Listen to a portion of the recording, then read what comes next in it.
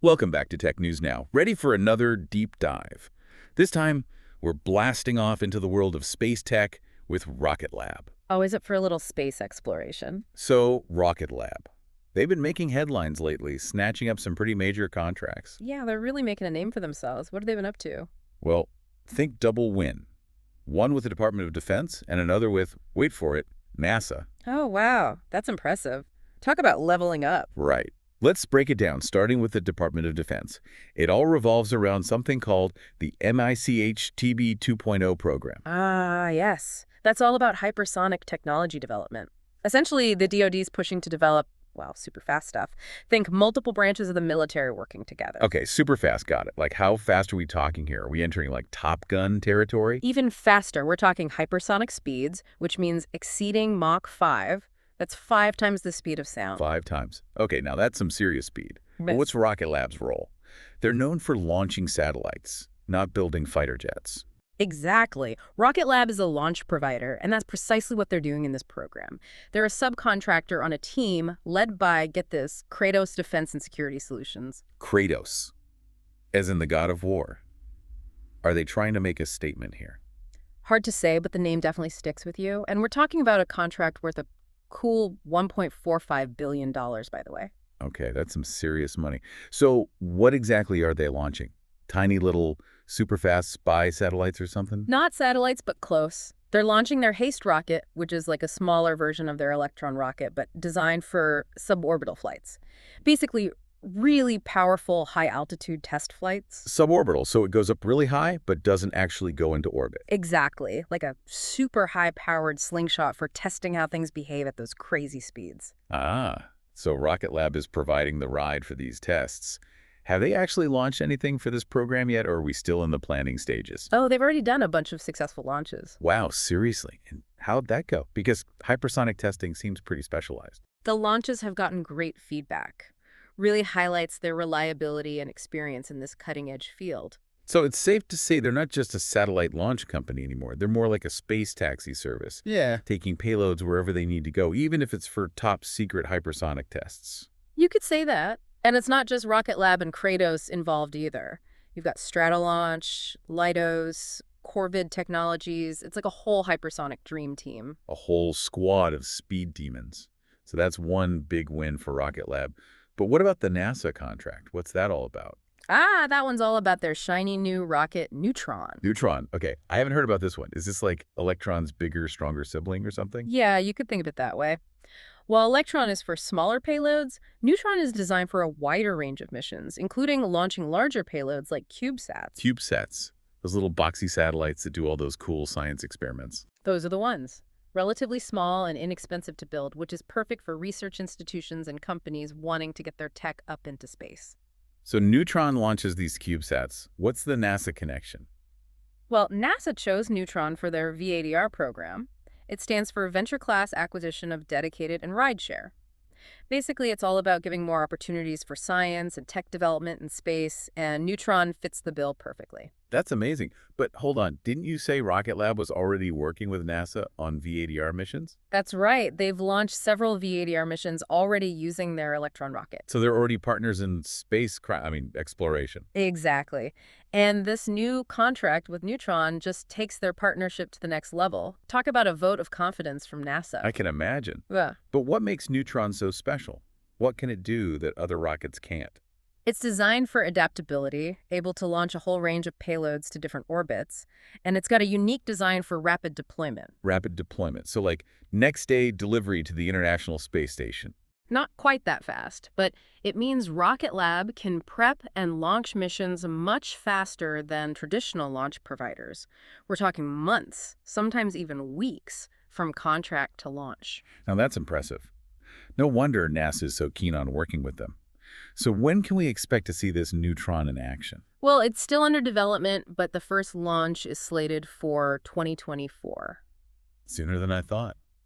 Where's it launching from? Their usual spot in New Zealand. Actually, Neutron will launch from a brand new site in Virginia. It's expected to be ready to go very soon. Virginia. Now that's interesting. Didn't know they were expanding stateside. They are. This new launch site opens up a lot of new possibilities, more flexibility for different missions and all that. New rocket, new launch site. A whole lot of momentum for Rocket Lab. They're really killing it in the space industry. Absolutely. And I think this is just the beginning. They've got some pretty ambitious plans, and I'm sure we'll see even more exciting stuff from them down the line. Well, that's been a fascinating look at Rocket Lab's recent achievements. But you know what they say? All work and no play. Actually, scratch that. We're going to keep playing and dive even deeper into what all this means for the future of space exploration. Sounds good to me. I'm ready for more. Great. So stick around. Welcome back. Still geeking out about Rocket Lab over here? Yeah, they've really been shaking things up. Seriously. And I think it's more than just launching stuff into space. It feels like it's saying something bigger about the future of space exploration. Yeah, I agree. It really highlights how the space industry is changing. Okay, so break it down for me. What's changing exactly? Is it just that things are getting faster? It's not just about speed. We're seeing a shift towards smaller, more frequent launches. And you know who's leading that charge? Companies like Rocket Lab. So instead of those massive rockets launching every once in a while, it's more like a regular space shuttle service now. Exactly. It's all about accessibility and efficiency. Smaller rockets like Electron and Neutron, they can be tailored to specific missions, which means lower costs and shorter wait times. It's a whole new game. Okay, that makes sense. But how does that impact us down here on Earth? Will the average person even notice these changes? Oh, they might. This shift opens up all sorts of possibilities for research and development. I mean, think about it. Universities, startups, even individual researchers could have a chance to launch their own experiments into space. Wait, seriously? I always thought space launches were these billion-dollar mega projects only for governments and giant corporations. It used to be, Yeah. but now with these smaller, more affordable launch providers coming onto the scene, space is becoming more accessible than ever before. Wow, that's incredible. What kind of research are we talking about here? Space farming, mining asteroids. The possibilities are mind-blowing. Easier access to Earth observation data for things like climate research. Or imagine testing new materials in the unique environment of space. So instead of waiting years for a single launch opportunity, researchers could launch experiments much more frequently. Exactly. That kind of rapid testing and learning is crucial for scientific progress. Wow, that changes everything. And to think Rocket Lab's smaller, more agile rockets are at the heart of it all. They've definitely been pioneers. But hey, let's not forget about the hypersonic side of things, too. That technology has the potential to revolutionize things like travel and defense. Oh, right back to those super fast jets. Not just jets. Think hypersonic aircraft that could transport people or cargo anywhere in the world in a fraction of the time it takes now. Okay, now you're talking. I'd love to fly to Europe for dinner and be back home in time for work the next day. But is that even realistic? Maybe not dinner in Europe just yet, but significantly reduced travel times are definitely on the horizon. And when it comes to defense, hypersonic missiles and aircraft could change the entire game. So it's not just about exploring space. It's also about bringing those space-age technologies back down to Earth. Absolutely, and that's what makes Rocket Lab so fascinating. They're not just focused on space for the sake of space, they're thinking about how these technologies can solve problems and create opportunities here on Earth. That's a really cool approach. It's not just reaching for the stars. It's about bringing those stars down to Earth, in a way. Well said. And it reminds us that innovation often happens when different fields come together. Something that starts as a space exploration technology could end up having a huge impact on our lives right here on Earth. So we've talked about a space industry that's becoming more accessible, more efficient, and more driven by commercial interests. But are there any downsides to all of this? Is there anything we should be worried about with this rapid expansion?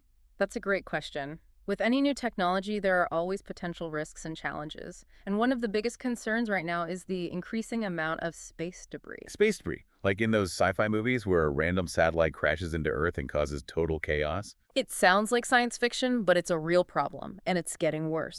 With more launches comes more debris. Old rocket parts, dead satellites, even tiny bits of metal.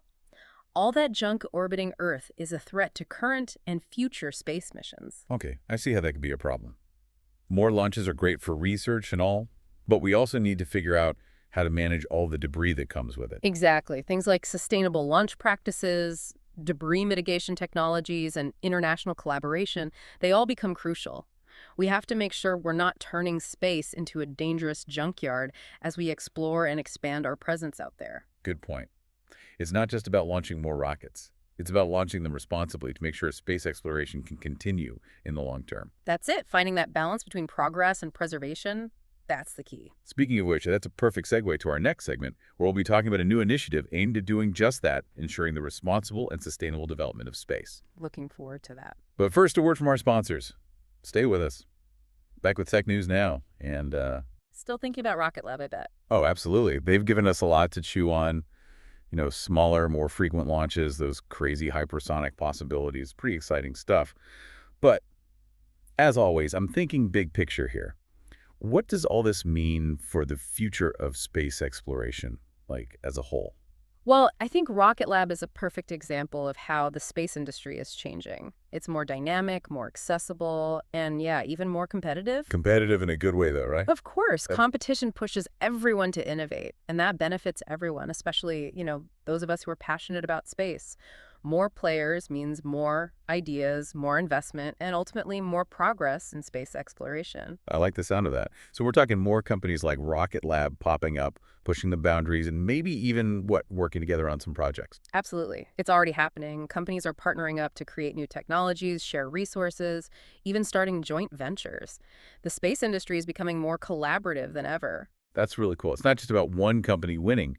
It's about humanity pushing further into space together. Exactly. And I think this collaborative spirit is going to be super important as we face those challenges. The ones that lie ahead, like we talked about earlier, space debris. That's just one of the many hurdles we need to overcome as we explore and, use space. Right. Lots of challenges out there. But seeing companies like Rocket Lab doing their thing, it makes me optimistic about the future of space exploration. They've proven you could be innovative and responsible at the same time, reaching to the stars while taking care of our planet. I couldn't agree more. Rocket Lab really shows what's possible when you combine passion and ingenuity with a commitment to sustainability. They're not just building rockets, they're building a future where space is for everyone, where we can explore, learn, and discover together. And that's a future I'm definitely excited to be a part of. Well, folks, that's our deep dive into Rocket Lab and the ever-evolving world of space exploration. Thanks for tuning in to Tech News Now. It's always a pleasure to explore these fascinating topics. You all are listeners out there. Keep your eyes on the skies and your minds open to the possibilities. Until next time, this is Tech News Now, signing off.